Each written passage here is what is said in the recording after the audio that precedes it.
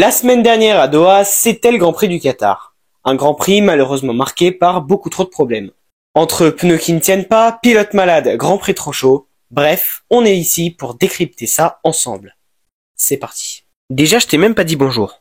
Bonjour, comment ça va? Bref, là je suis sûr que tu vas te dire, mais Natsurt, pourquoi tu interromps ta propre vidéo alors qu'elle a l'air super? 2 secondes, laisse-moi t'expliquer.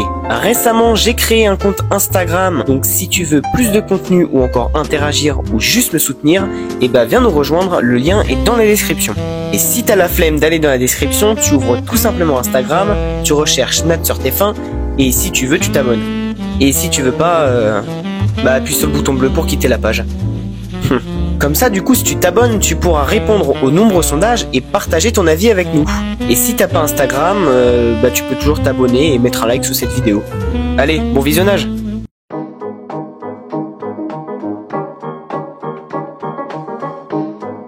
Bon déjà, posons les bases. Qu'est-ce qui s'est passé? La semaine dernière, c'était le Grand Prix du Qatar, un Grand Prix de nuit où les températures tournaient aux alentours des 40 degrés.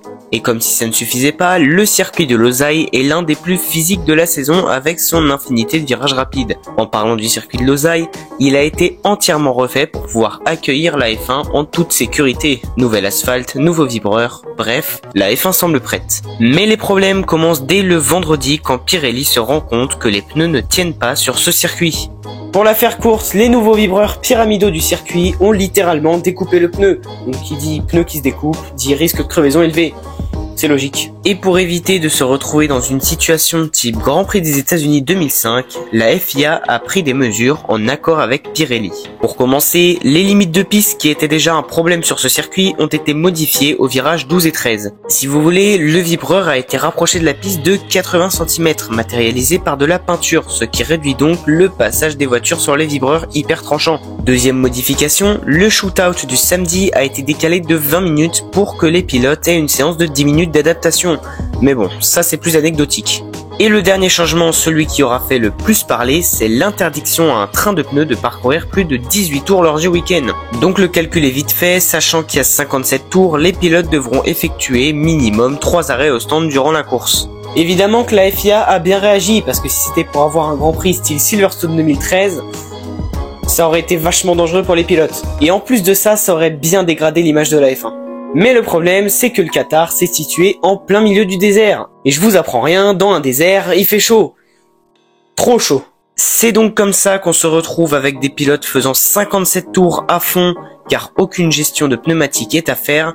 Tout ça sous 40 degrés, sur le circuit le plus physique de la saison, avec ses 217 km/h de moyenne sur un tour. C'est juste énorme. C'est à ce moment-là qu'on y entend un Fernando Alonso prêt à ce qu'on lui jette un seau d'eau glacée dans son baquet au moment de son arrêt au stand, histoire de se rafraîchir un peu. On aura aussi un Russell tentant à tout prix de se refroidir en ouvrant complètement sa visière dans les arrêts au stand et mettant ses mains à l'air pour se rafraîchir à plus de 300 km/h, lâchant donc son volant. Encore pire pour d'autres pilotes comme Sargent qui abandonnera au 40e tour de course à cause d'une déshydratation.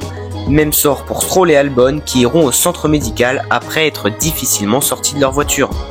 On a même une vidéo de Stroll qui en fin de course, lorsqu'il descend de sa voiture, se dirige vers l'ambulance et ça c'est pas normal. Ok, les pilotes ont le droit de transpirer en fin de course, ça je veux bien, la F1 c'est un sport, ça reste physique. Mais de là à finir en déshydratation et que les pilotes aillent se plaindre au centre médical, c'est pas normal. Et la cerise sur le gâteau, Esteban Ocon a déclaré en interview avoir ni plus ni moins vomi au 15e tour de la course.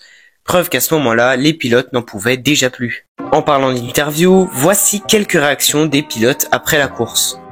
C'est ridicule, avec ces températures, tout est devenu flou. Les 25-30 derniers tours, c'était flou dans tous les virages à haute vitesse. La pression sanguine chutait et on s'évanouissait pratiquement dans tous les virages à haute vitesse, avec les forces G élevées.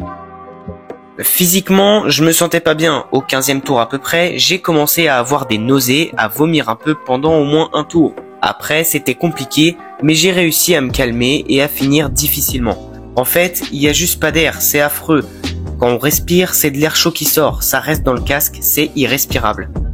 Honnêtement, on a parlé avec les autres pilotes. On a 2 pilotes qui ne sont vraiment pas bien et tous les autres qui ne sont relativement pas bien. Ce n'est même pas de la condition physique parce qu'on n'est même pas fatigué musculairement, mais c'est juste que l'on n'arrive pas à s'hydrater. On perd tellement d'eau, il y avait une chaleur, un truc de fou. C'était vraiment compliqué. Du coup, dans ces conditions, on ne peut pas reprocher au pilote d'avoir été trop vite, c'est contre nature.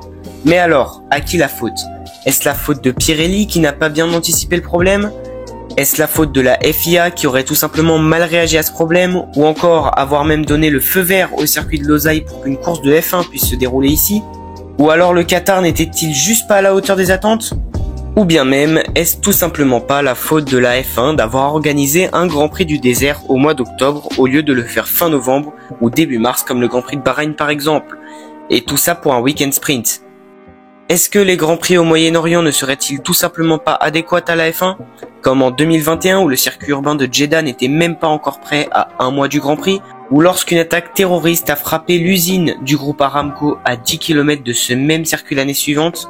Mais après tout, est-ce que la F1 refuserait des chèques de près de 60 millions d'euros? Ça m'étonnerait. Des questions auxquelles je ne vais pas répondre car après mon analyse, je vous laisse le soin de vous donner la vôtre en commentaire. Et en plus de ça, c'est bon pour le référencement.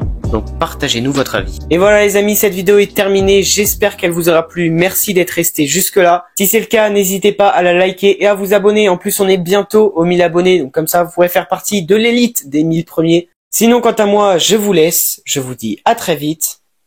Allez, ciao!